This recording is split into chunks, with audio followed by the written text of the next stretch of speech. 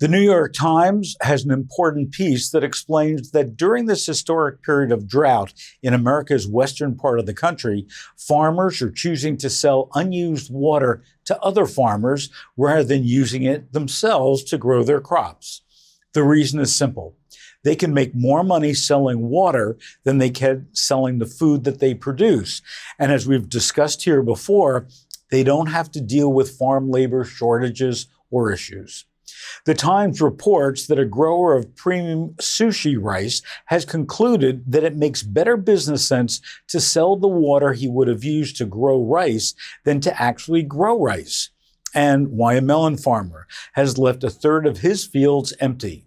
Why a large landholder farther south is thinking of planting a solar array on his fields rather than the thirsty almonds that delivered steady profits for years. You want to sit there and say, we want to monetize the water? No, we don't. Seth Fiack, a rice grower in Ordbend on the banks of the Sacramento River, told the Times, who this year sowed virtually no rice and instead sold his unused water for desperate farmers further south. It's not what we prefer to do, but it's what we kind of need to have to do. California's Central Valley is the country's most lucrative agriculture belt, but now it's confronting both an exceptional drought and the consequences of years of pumping far too much water out of its aquifers. Across the state, reservoir levels are dropping, and electric grids are at risk if hydroelectric dams don't get enough water to produce power. Climate change is supercharging the scarcity, says the Times. Rising temperatures dry out the soil, which in turn can worsen heat waves.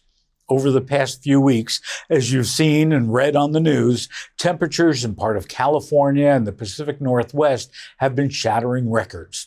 By 2040, the San Joaquin Valley is projected to lose at least 535,000 acres of ag production.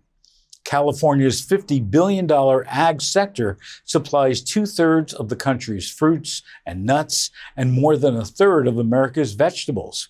The tomatoes, the pistachios, grapes, and strawberries that line grocery store shelves from coast to coast.